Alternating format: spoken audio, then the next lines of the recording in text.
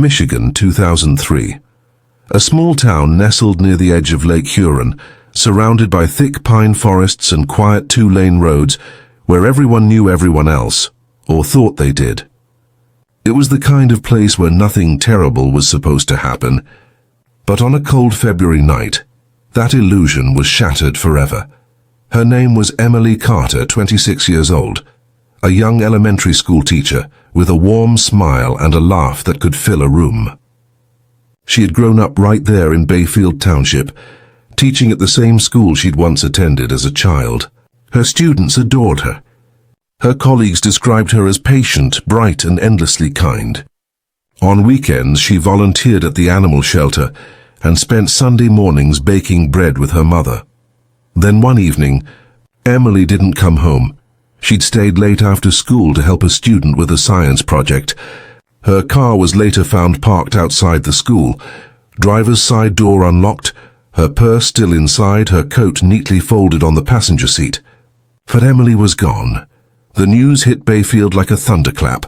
In a community of just over 3,000, everyone turned into a volunteer, a searcher, a witness. For days, dozens of people combed the woods and fields around town. Flyers with Emily's face covered every telephone pole.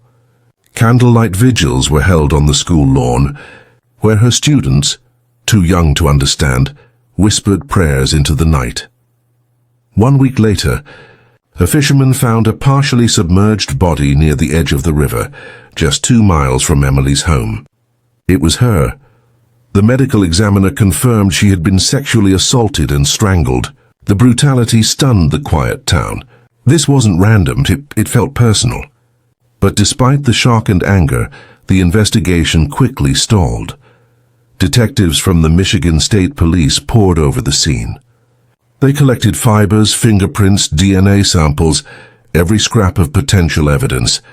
But this was 2003, long before the era of advanced forensic genealogy. The DNA sample found on Emily's body didn't match anyone in the national database. The case went cold, not from lack of effort, but from lack of answers. As years passed, Emily's name faded from the headlines, but never from the hearts of those who loved her. Her parents, Diane and Robert Carter, left her room untouched. Her students grew up and graduated, always remembering the teacher who made learning feel like magic. But time, as it so often does, quietly buried the story beneath new ones. Leads went nowhere. Suspects came and went. And the man who took Emily's life continued to walk freely, hidden behind an ordinary life. For 17 years, the Carters lived with a wound that refused to close. Diane once said in an interview, "It's like waking up every day and realizing the world moved on, but you didn't." Then, in the spring of 2020, everything changed.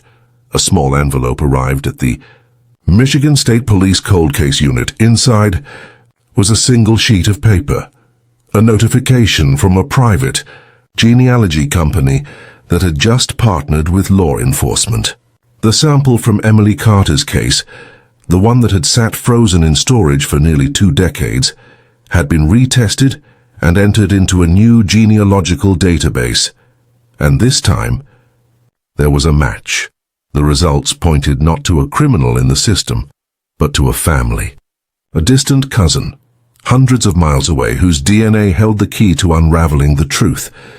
Within weeks, detectives began tracing the family tree, narrowing it down, generation by generation, until one name stood out, a man who had lived in Bayfield in 2003, a man no one had ever suspected, a man who had once worked at the same school where Emily taught. His name was David Rowe, and when the news of his arrest broke 17 years later, it sent shockwaves through the entire community. The news of the arrest spread through Bayfield like wildfire. For years, the case had been a ghost that haunted the town, a story whispered over coffee in diners and murmured in hallways. But when police announced that David Rowe, 48, had been taken into custody for the murder of Emily Carter, the whispers stopped. People didn't know what to say. Rowe wasn't an outsider. He'd been one of them. He'd worked as a part-time maintenance worker at Bayfield Elementary, fixing leaky pipes and replacing light bulbs. A quiet, seemingly harmless man. He lived just outside town in a small house on Birchwood Lane, the same road where Emily's parents still lived. He'd even attended a few of the candlelight vigils for Emily back in 2003. Detectives later said that when they knocked on his door that April morning in 2020, Rowe appeared calm, almost expectant. He didn't resist. When told why they were there, he simply nodded and said, "I figured this day would come."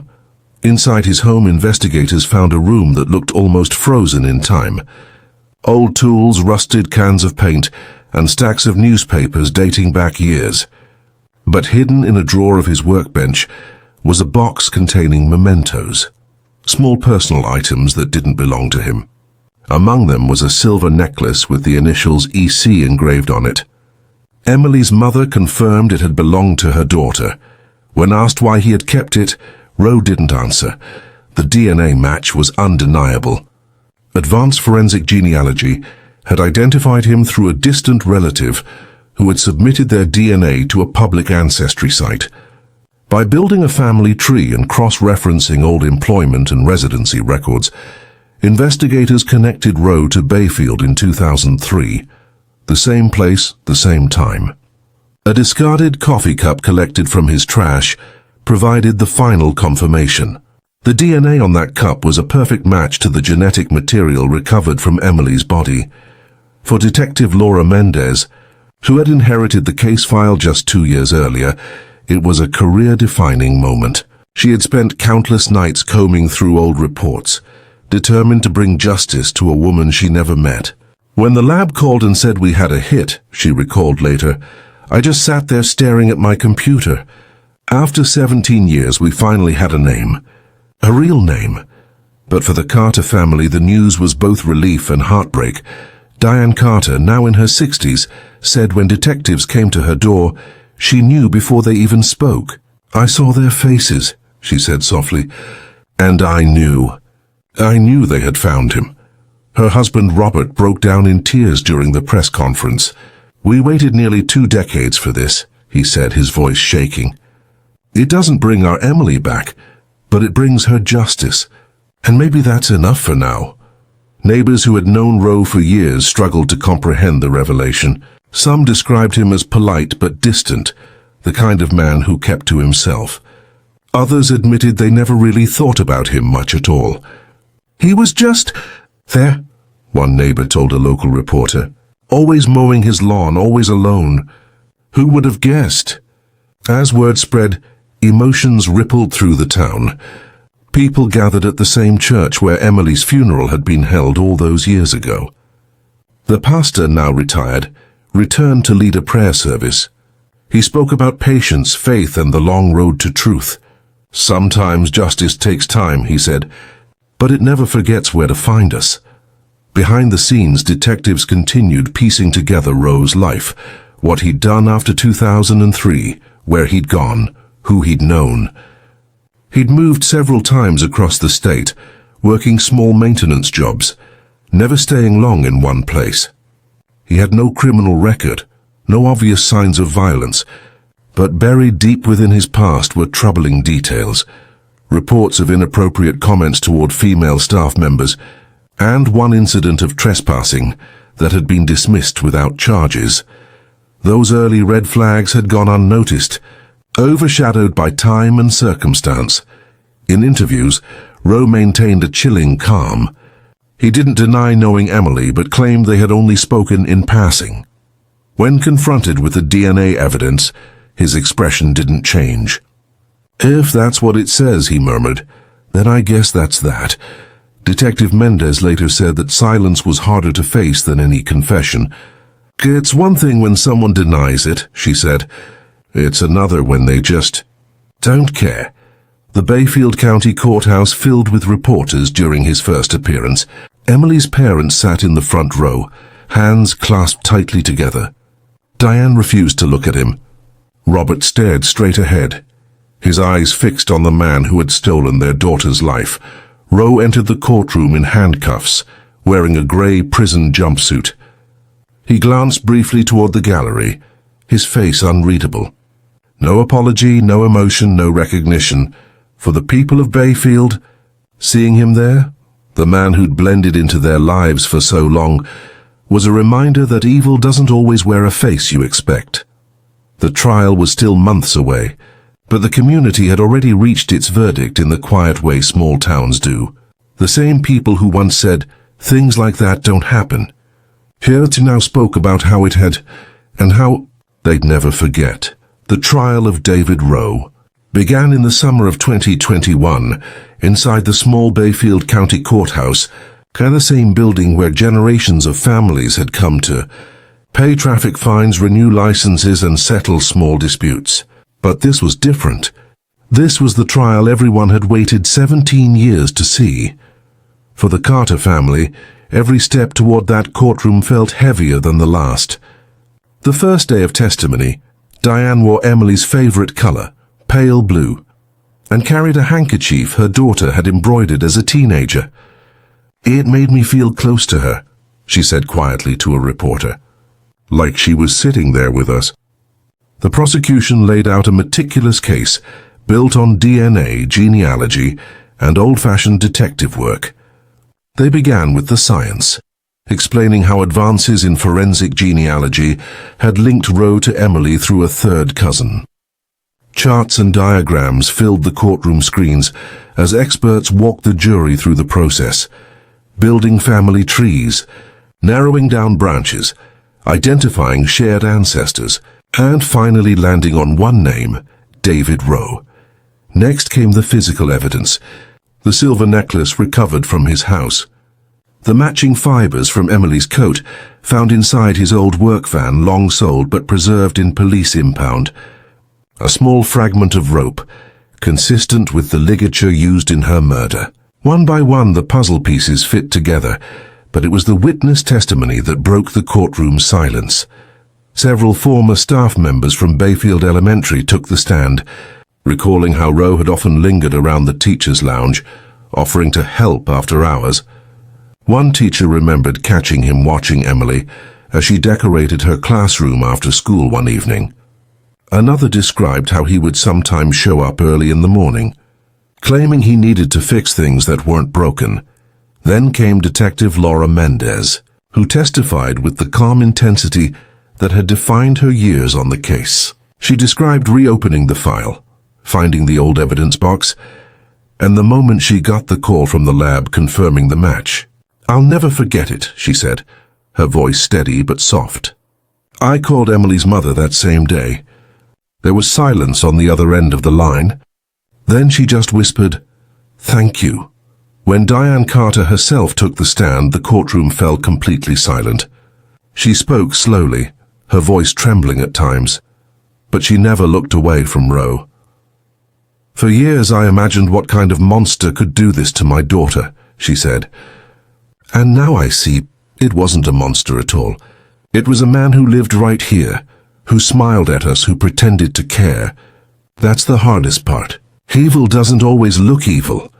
Robert Carter sat in the front row, tears streaming down his face. He told reporters earlier he didn't know if he could bear hearing the details again, but he stayed through every word, gripping Diane's hand. The defense argued that the DNA evidence had been mishandled, that contamination could have occurred over the years, that Rowe's quiet personality made him an easy target. But their arguments felt hollow against the overwhelming forensic proof and the haunting logic of the timeline. At one point, during cross-examination, the prosecutor displayed a photo of Emily on the classroom steps, surrounded by her students. "This is who she was," he said, voice firm but emotional. "A teacher, a daughter, a friend. She was supposed to grow old, to have a family, to keep making the world better. And he took that away." Rowe sat expressionless. He never looked up, never reacted. Even when the jury was shown the recovered items from his home, the necklace, a school ID badge, and an old yearbook with Emily's picture circled in pen, his face remained unreadable. When asked if he wished to testify, Rowe declined.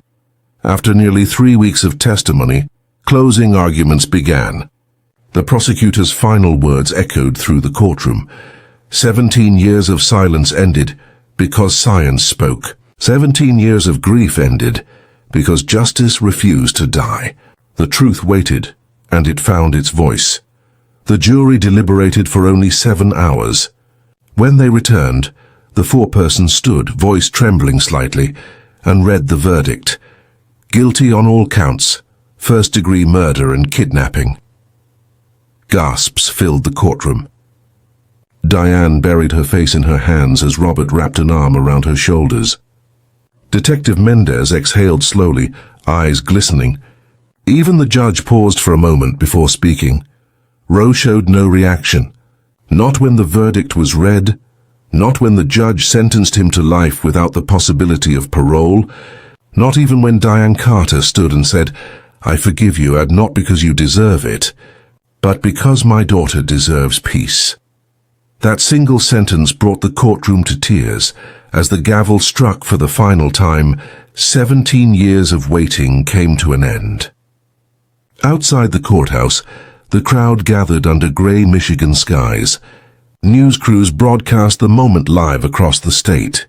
Some people wept openly, others stood quietly, holding candles. Justice, long delayed, had finally arrived. The weeks after the verdict felt different in Bayfield. For nearly 2 decades, Emily Carter's name had been whispered in hallways, printed on faded flyers, spoken softly at memorials. But now for the first time people said it aloud, with strength, not fear. Local businesses placed blue ribbons in their windows, the color Emily loved. The elementary school where she once taught held a candlelight vigil on the front lawn. Her former students, now adults with children of their own, stood shoulder to shoulder holding photos from their first grade days. Some wore the same shy smiles they once had in her classroom. Diane and Robert Carter sat on the front row, surrounded by neighbors, friends, and officers who had worked the case. As the candles flickered in the cool evening air, Diane stepped to the microphone. Her voice was steady this time. "For 17 years I woke up every morning wondering if today would be the day we got an answer," she said. "And now that we have one, I realize justice doesn't end pain, but it gives pain a name. It helps you understand what happened, so you can finally let your heart rest." The crowd stood in silence. Then, one by one, people began to clap, slow, respectful, but full of feeling. Detective Laura Mendez didn't attend the vigil that night. She sat in her car a few blocks away, listening to the wind move through the trees. The case had consumed years of her life, countless nights spent staring at old photos, hoping the evidence would finally speak. When it did, it didn't feel like triumph. It felt like relief. In an interview weeks later, she said, "Cold cases don't get solved because of luck. They get solved because people refuse to give up, because a mother keeps calling, a detective keeps pushing, and a piece of evidence waits for the right time to be heard." She was promoted soon after the case closed, heading a new cold case division in the Michigan State Police. Her team began revisiting dozens of unsolved files using the same genealogy technology that had caught David Rowe. Within a year, 2 more long-buried cases were reopened. For Bayfield, the case changed more than just one family's story. It changed how the community looked at justice itself. For so long, people had lived with the quiet belief that some things were simply unknowable, that time erased truth. But this case proved otherwise. It showed that silence can be broken, even after decades. On a rainy afternoon months after the trial, Diane visited Emily's grave for the first time without flowers. She brought something different, a letter. In it she wrote, "You were right, sweetheart. Goodness always finds a way. It might take years, it might take heartbreak, but truth will find its voice." She folded the note, pressed it against the headstone, and smiled through her tears. A reporter standing nearby asked what she felt, now that everything was finally over. Diane thought for a moment. "Peace," she said softly. "Not because the story ended, But because I finally know how it ends, the community built a small memorial garden beside the school that summer. At its center stood a stone bench with a simple inscription, "For those who taught us hope and never stopped believing. Children play there now. Teachers sit there during recess." Life, as it always does, moved forward, but differently. For those who lived through it, Emily Carter's story wasn't just a tragedy. It was a reminder that even after years of silence, truth doesn't die, it waits. And when it's ready, it speaks loud enough for the whole world to hear. The trial was over. The cameras left, but in the quiet corners of Bayfield, the echoes of the Emily Carter case lingered. In classrooms where her name was once whispered, in the police files that had gathered dust, and in the hearts of those who had waited far too long for the truth. For many, the story of Emily's murder wasn't just about one woman, or even one killer. It became a story about time, how it bends, how it tests people, and how it never truly erases what matters. In the months following the conviction, Michigan law enforcement announced the creation of a statewide cold case initiative. Using the same forensic genealogy tools that cracked Emily's case, detectives began re-examining hundreds of unsolved crimes. Within a single year, 4 other cases, some nearly 40 years old, found new life. One of the detectives involved said, "The Emily Carter case showed us that evidence doesn't lose its voice. It just needs the right tools to be heard again." Forensic genealogy became more than a scientific breakthrough. It became a lifeline for families who had run out of hope. Across the country, police departments began sending old samples to new labs, reopening dusty boxes marked unsolved. Each test carried the possibility of a name, and with it, a measure of peace. Diane and Robert Carter used the money from the state's Victims Fund to establish the Emily Carter Foundation, dedicated to helping families of missing and murdered persons. The foundation funded advanced forensic testing, provided emotional support, and partnered with universities to train the next generation of investigators. Every year, on the anniversary of Emily's disappearance, the Carters hosted a candlelight vigil by the lakeshore. Families came from across Michigan, parents holding photographs, siblings clutching folded newspaper clippings, strangers standing quietly among them.